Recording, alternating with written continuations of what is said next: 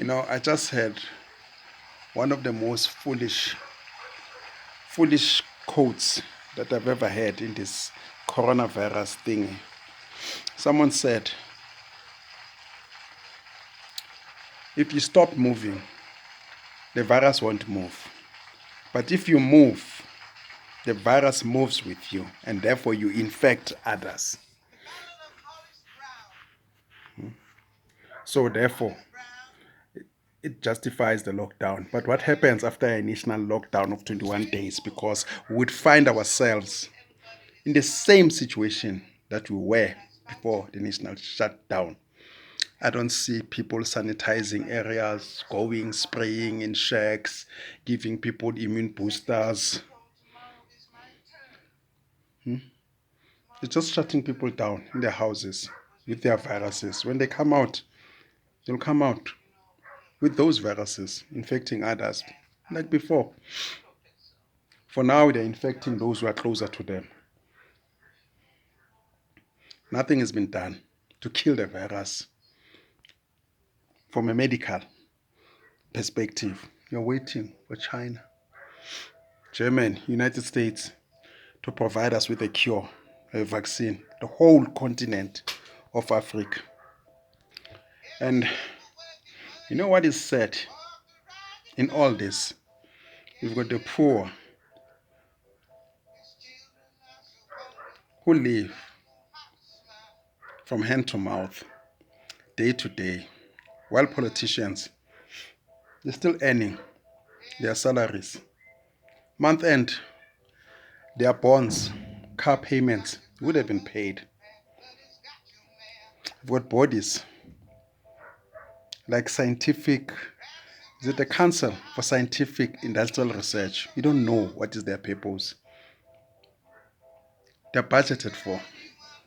They even failed to warn us about these global viruses. We've got banks right now demanding, sending SMSs, reminding customers about debit orders, bond payments, housing, cars, business. They want their monies. During the national shutdown, are banks not people? In terms of the law, a bank is a legal person, and therefore the shutdown should also apply to a bank, but it's not. The banks, they're going on. It's business as usual. Politicians, salaries not affected. And you wonder why our youth, they are so defiant. Well, look, maybe they chose the wrong subject, the wrong issue. But our youth, majority of them, they don't vote. They're hurtful. They're sick and tired of the ANC government. They're sick and tired of the politicians. That's why they're dancing all over, defying the shutdown. I heard this morning, they say they're going to bring in the reserve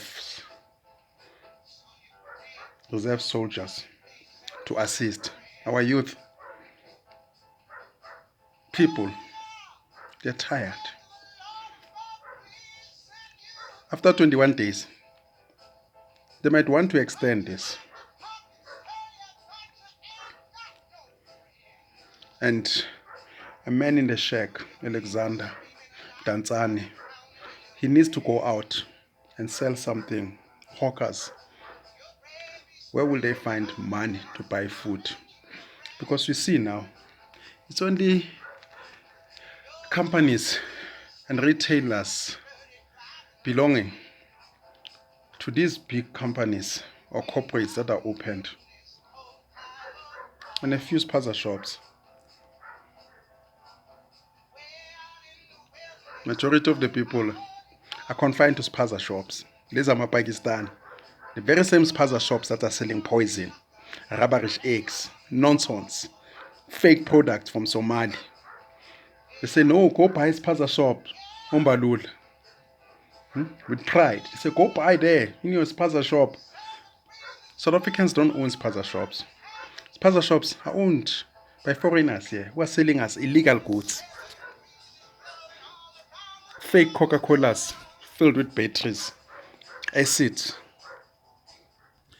Now I thought during this shutdown, they'll be going in townships, sanitizing, giving people medication or gloves. We hear that Rupert, Nick, they've donated. Mutsip, we'll never see that money. It will end up in the hands of these corrupt ANC politicians. I mean, 3 billion is way too little. They've probably chowed that money by now. It was something, if these guys meant to donate, they should have given that money direct, to people who are suffering and say, here are gloves, masks. Anyway, that money of Rupert Motsepe, it's our money anyway, because it's generated from mines that they found here. Mines that were given to us by God. Extracted gold through slavery for grandparents. They're not doing anything special. They're simply policing us. And we will suffer in the near future because of these bribes. 1 billion, 3 billion. Yeah. But our youth, they are hurtful. Unfortunately, they chose the wrong subject, which has direct implications in their lives. But these defiances from Soshanguve, Mdantsane, Durban, I don't see them as isolated. The people are hurtful of the ANC. They're hurtful. But anyway, if this is a shutdown, someone please tell the banks that they must also shut down. Everybody's shutting down. In terms of the law, a bank is a legal person. So we're told that we should all stay at our homes, houses, companies. Majority of them, they're not operating. Why the exceptions? Why are the exceptions made when it comes to banks? Politicians, I want to know, are they going to cut their salaries? I've checked there in the news. They say Juventus, Ronaldo, they want to be receiving their full salaries. Other sports stars, I am calling for our government or government officials. They must not get their salaries, or they must get it slashed in half. The judiciary slashed half. Everybody must experience this shutdown. Judges, parliamentarians, executive. We must all feel this shutdown. If you're a leader, you must lead from the front. I don't remember a time when Fidel Castro was going for treatment in America, Russia, or doing shopping outside Cuba, when Cuba was facing an international sanctions and lockdown for over 50 years. But Ramaphosa and his officials, Bombalula, Bocele, they must not receive their full salaries this month if we are together. Or else they'll be wondering why our youth are defying this lockdown. And after 21 days, our people will be hurtful. Actually, after 10 days, we'll be hurtful because people have no food. Like we've seen, they've announced this shutdown on the 26th. Majority of the poor people, they won't receive salaries. Their salaries were still pending. Hence, they did shopping last minute when they reach had shopped, bought everything, every tissue paper you could find on the shelves.